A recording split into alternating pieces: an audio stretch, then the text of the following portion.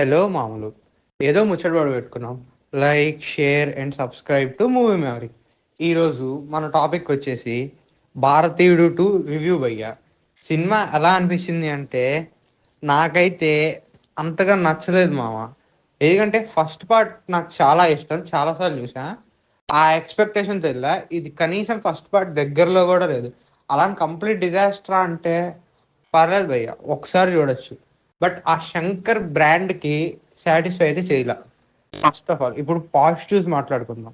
ఈ సినిమాలో పాజిటివ్స్ అంటే భయ్య, నాకు కోర్ ఐడియా నచ్చింది భయ్య. ఇంకా పర్టికులర్ చెప్పాలంటే ప్రీ క్లైమాక్స్ లో స్టోరీ తిరిగే టర్న్, ఆ ఐడియా ఒక్కటైతే నాకు చాలా బాగా నచ్చింది. అండ్ శంకర్ గారు సోషల్ పాయింట్స్ ఎప్పుడు బాగా చేశారు, ఈసారి కూడా చాలా మంచి పాయింట్ పట్టుకున్నాడు.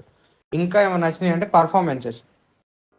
సర్ప్రైజింగ్లీ సిద్ధార్థ్ క్యారెక్టర్ ఆర్క్ చాలా బాగుంటుంది. ఈ మధ్య కాలంలో తనకు అంత మంచి క్యారెక్టర్ పడల. అండ్ తను చాలా బాగా చేశాడు, తన క్యారెక్టర్ అయితే బాగా నచ్చింది. అండ్ కమల్ హాసన్ గారు కూడా సినిమాలో యాక్టింగ్ స్కోప్ తక్కువే ఉంటుంది, బట్ ఆయన యాజ్ యూజువల్ ఉన్న దాంట్లో బాగా పర్ఫామ్ చేశాడు. ఇంకా ఏమైనా బాగున్నాయి అంటే టెక్నికల్లీ సినిమా సాలిడ్ ఉంటుంది. సినిమాటోగ్రఫీ కానీ ప్రొడక్షన్ వాల్యూస్ కానీ బాగుంటాయి.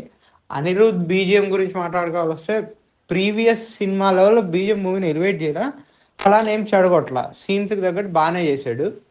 ఇంకా స్టోరీ ఎలా ఉంటే తను మాత్రం ఏం చేయగలడు. ఇప్పుడు నెగిటివ్స్ గురించి మాట్లాడుకుందాం వాళ్ళు.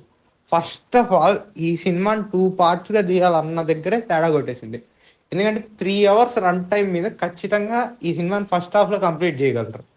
తీసుంటే చాలా పెద్ద బ్లాక్ బస్టర్ ఉండేది. బట్ దానివల్ల ఏంటంటే మనకు చాలా ల్యాగ్ వచ్చేది.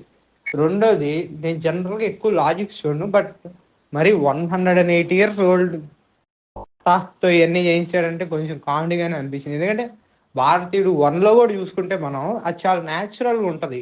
ఓవర్ ద టాప్ ఫైట్స్ కానీ ఉండవు, ఏజ్కి రెస్పెక్ట్ ఇచ్చాడు.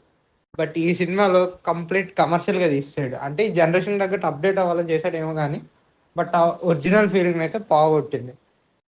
అండ్ నెక్స్ట్ పేసింగ్ ఇష్యూస్ కూడా చాలా హై ఉంటాయి, మనకి ఇర్రెగ్యులర్గా ఉంటాయి.